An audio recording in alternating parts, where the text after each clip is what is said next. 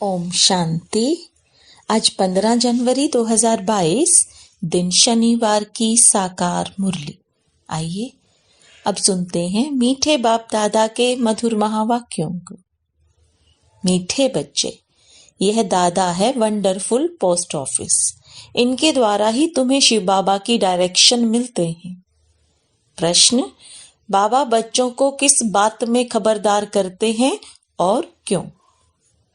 उत्तर, बाबा कहते बच्चे खबरदार रहो, माया की जास्ती चोट नहीं खाओ। अगर माया की चोट खाते रहेंगे तो प्राण निकल जाएंगे और पद मिल नहीं सकेगा। ईश्वर के पास जन्म लेकर फिर कोई माया की चोट से अगर मर जाए तो यह मौत सबसे खराब है। जब माया बच्चों से उल्टे काम कराती है तो बाबा को बहुत तरस पड़ता है, इसलिए खबरदार करते रहते हैं। गीत, तुम्हारे बुलाने को जी चाहता है, मुकद्दर बनाने को जी चाहता है। ओम शांति। बाप को बुलाने का समय होता ही तब है जबकि मनुष्य मात्र दुखी होते हैं, क्योंकि विकारी बन जाते हैं।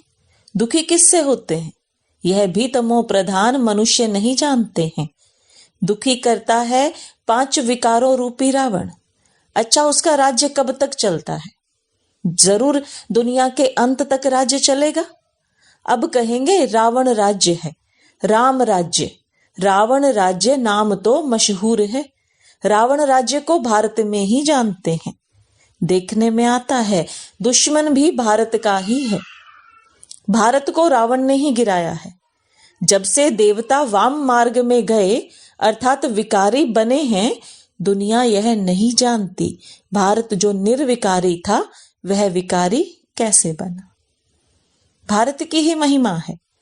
भारत श्रेष्ठाचारी था, अब पतित है। जब से पतित बनना शुरू किया तब से भगत पुजारी बने हैं। तब से ही भगवान को याद करते आए हैं। यह तो समझाया गया है कि कल्प के संगम युगे युगे बाप आते हैं। कल्प के 4 युग तो हैं, बाकी 5वें संगम युग का किसी को भी पता नहीं है। वह तो संगम युग बहुत कह देते हैं। कहते हैं युगे युगे तो कितने संगम हो गए। सतयुग से त्रेता, त्रेता से द्वापर, द्वापर से कलयुग। परंतु बाप कहते हैं कल्प के संगम युगे बाप को आना ही है। इनको कल्याणकारी पुरुषोत्तम युग कहते हैं, जबकि मनुष्य पतित से पावन होते हैं। कलयुग के बाद फिर सतयुग आता है। सतयुग के बाद फिर क्या होता है? त्रेता आता है। सूर्यवंशी लक्ष्मी नारायण का जो राज्य था वह फिर चंद्रवंशी बनते हैं। त्रेता में है राम राज्य, सतयुग में है लक्ष्मी नारायण का राज्य। लक्ष्मी नारायण के बाद राम सीता का राज्य आता है। सतयुग त्रेता जरूर बीच में संगम होगा। फिर उनके बाद इब्राहिम आता है। वह है उस तरफ, उनका यहां ताल्लुक नहीं। द्वापर में फिर बहुत ही होते हैं, इस्लामी, बोधी, फिर क्रिश्चियन आदि। क्रिश्चियन धर्म स्थापन हुए 2000 वर्ष हुआ। कोई कोई थोड़ा बहुत हिसाब निकालते हैं। अब संगम के बाद सतयुग में जाना होता है। यह हिस्ट्री ज्योग्राफी बुद्धि में होनी चाहिए। गाया भी जाता है ऊंचे ते ऊंचा भगवान, उनको ही तवमेव माताश्च पिता कहा जाता है। यह है ऊंचे ते ऊंचे भगवान की महिमा। तुम मात पिता किसको कहते यह कोई नहीं जानते। आजकल तो कोई भी मूर्ति के आगे जाकर कहते हैं तुम मात पिता। अब मात पिता किसको कहें? क्या लक्ष्मी नारायण को, ये ब्रह्मा सरस्वती को, शंकर पार्वती को? यह भी जोड़ा दिखाते हैं। तो माता पिता किसको कहना चाहिए? यदि परमात्मा फादर है तो जरूर मदर भी चाहिए। यह जानते नहीं कि माता किसको कहा जाए। इसको गुह्य बातें कहा जाता है। क्रिएटर है तो फिर फीमेल भी चाहिए। महिमा तो एक की ही करेंगे ना। ऐसे नहीं कभी ब्रह्मा की करेंगे, कभी विष्णु की करेंगे, कभी शंकर की। नहीं, महिमा एक की ही करते हैं। गाते भी हैं कि पतित पावन आओ, जो जरूर अंत में आएंगे। युगे युगे क्यों आएंगे? पतित होते ही हैं अंत में। पतितों को पावन बनाने वाला बाप, उनको जरूर पतित दुनिया में आना पड़े, तब तो आकर पावन बनाएंगे। वहां बैठ थोड़े ही बनाएंगे। सतयुग में है पावन दुनिया, कलयुग है पतित दुनिया। पुरानी दुनिया को नया बनाना बाप का ही काम है। नई दुनिया की स्थापना और पुरानी दुनिया का विनाश। ब्रह्मा द्वारा स्थापना किसकी कराते हैं? विष्णुपुरी की। ब्रह्मा और ब्राह्मणों द्वारा स्थापना होती है। ब्राह्मणों द्वारा यज्ञ रचा जाता है तो ब्राह्मणों को ही जरूर पढ़ाते होंगे। तुम लिखते हो बाबा ब्रह्मा, और ब्रह्मा मुख वंशावली ब्राह्मणों को राजयोग की पढ़ाई पढ़ाते हैं। उसमें सरस्वती भी आ गई। यह ब्राह्मणों का कुल वंडरफुल है। भाई बहन कभी शादी कर ना सके, जब कोई आते हैं तो हम उनको परिचय देते हैं कि परम पिता परमात्मा से तुम्हारा क्या संबंध है। पिता तो कहते ही हैं, तो वह हुआ बाप, वह दादा, वर्षा मिलता है उनसे। जो ज्ञान का सागर बेहद का बाप है, देते हैं ब्रह्मा द्वारा। यह ईश्वरीय गोद है। फिर मिलती है दैवी गोद। यह भी समझाना सहज है। 4 युगों का हिसाब भी बरोबर है। पावन से पतित भी बनना है। 16 कला से 14 कला, फिर 12 कला में आना है। तुम्हें पहले पहले सबको बाप का परिचय देना है। बाबा से नया कोई मिले तो कुछ समझ ना सके, क्योंकि यह वंडर है। बाप दादा कंबाइंड हैं। बच्चों को भी घड़ी घड़ी भूल जाता है हम किससे बात करते हैं। बुद्धि में शिव बाबा ही याद आना चाहिए। हम शिव बाबा के पास जाते हैं। तुम इस बाबा को क्यों याद करते हो? शिव बाबा को याद करने से तुम्हारे विकर्म विनाश होंगे। समझो फोटो निकालते हैं तो भी बुद्धि शिव बाबा की तरफ रहे कि यह बाप दादा दोनों हैं। शिव बाबा है तब तो यह दादा भी है। बाप दादा के साथ फोटो निकालते हैं। शिव बाबा के पास इस दादा द्वारा मिलने आए हैं। यह हो गई पोस्ट ऑफिस। इन द्वारा शिव बाबा के डायरेक्शन लेने हैं। यह बड़ी वंडरफुल बात है। भगवान को आना है तब जब दुनिया पुरानी होती है। द्वापर से लेकर दुनिया पतित होना शुरू होती है। अंत में सारी दुनिया पतित हो जाती है। चित्रों पर समझाना है।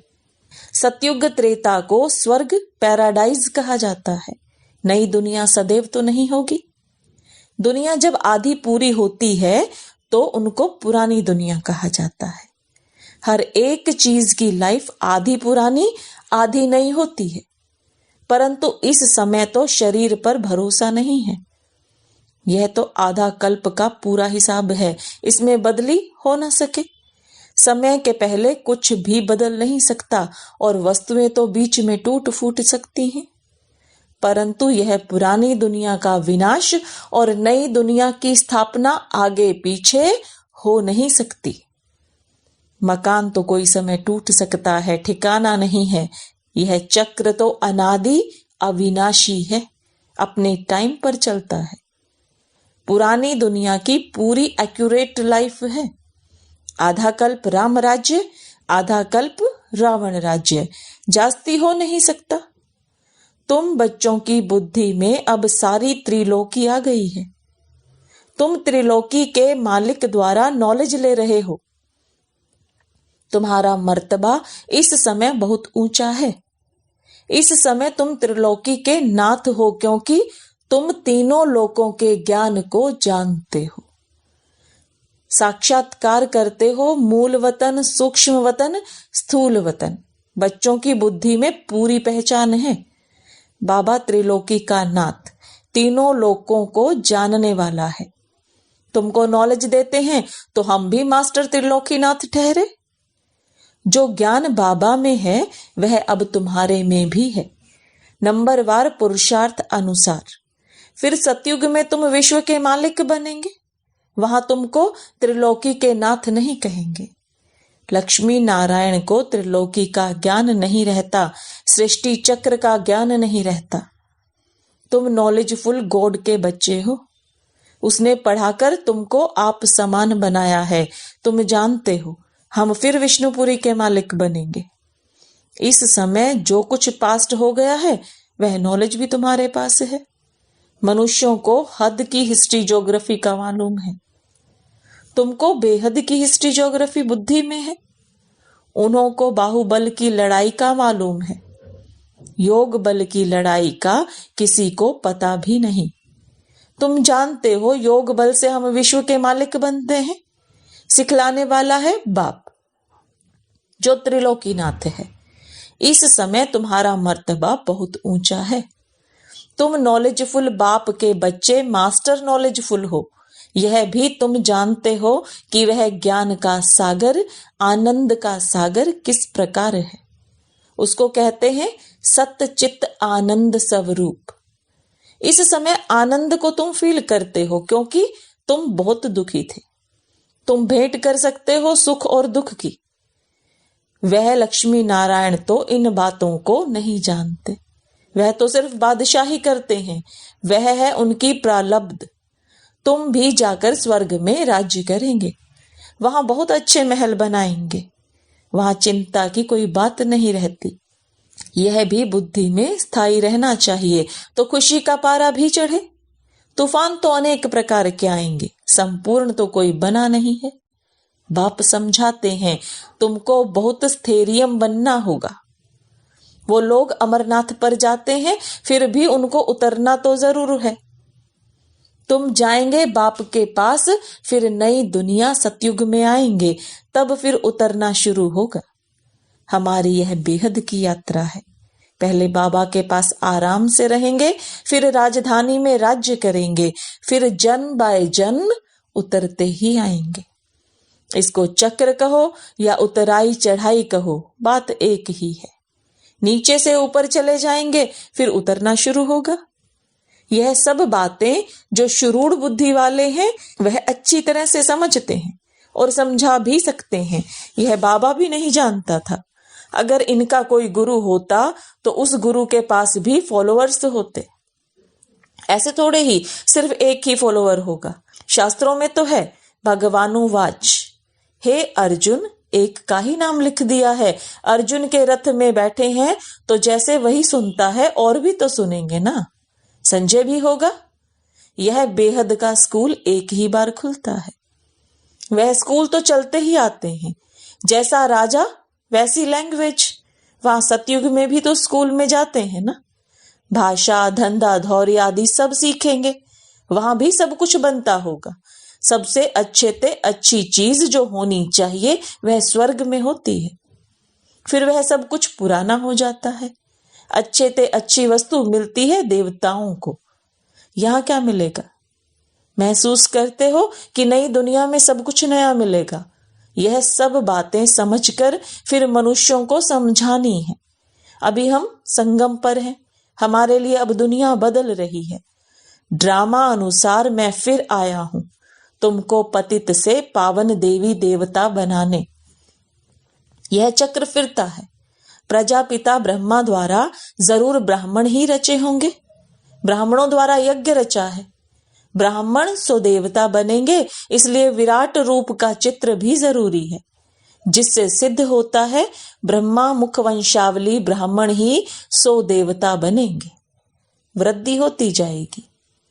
देवता सो क्षत्रिय, वैश्य, शूद्र बनेंगे। यह संगम युग नामी ग्रामी है। आत्मा परमात्मा अलग रहे बहुकाल। चढ़ती कला फिर उतरती कला, यह भी समझाना है। पहले ईश्वरीय औलाद, फिर देवताई औलाद, फिर थोड़ा थोड़ा कम होता जाता है। तुम पूछ सकते हो कि दुख हरता सुख करता किसको कहते हैं? जरूर कहेंगे परमपिता परमात्मा को। जब दुनिया का दुख मिट जाएगा तो विष्णुपुरी बन जाएगी। ब्राह्मणों के दुख मिट जाते हैं, सुख मिल जाते हैं, यह है सेकंड की बात। लौकिक बाप की गोद से निकल पारलौकिक बाप की गोद में आ गए, यह है खुशी की बात।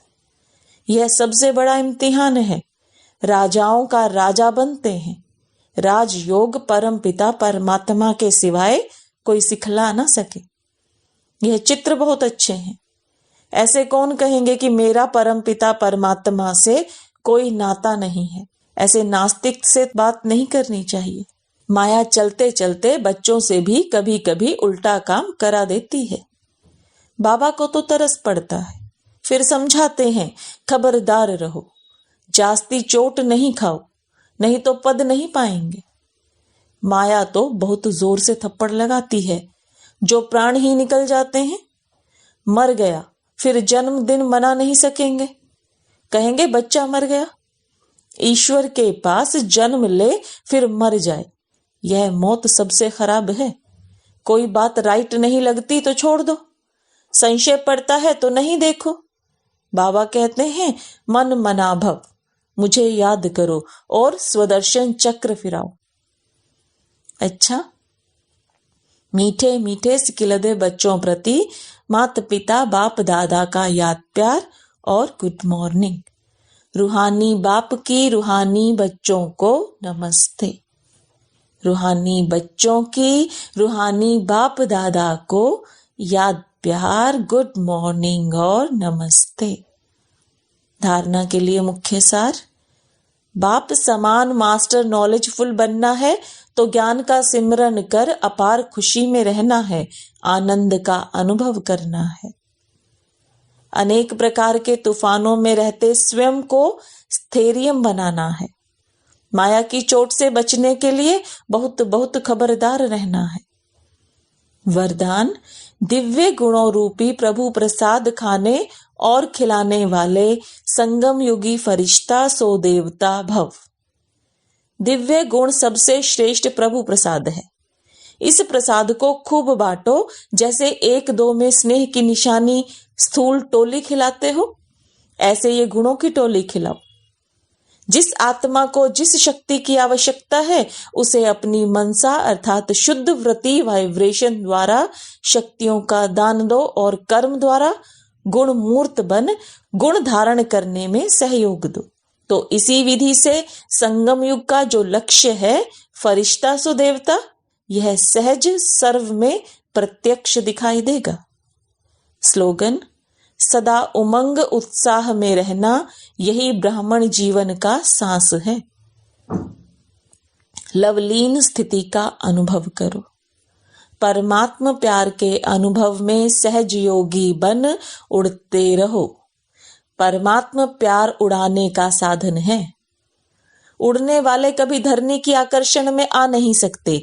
माया का कितना भी आकर्षित रूप हो, लेकिन वह आकर्षण उड़ती कला वालों के पास पहुंच नहीं सकती। ओम शांति।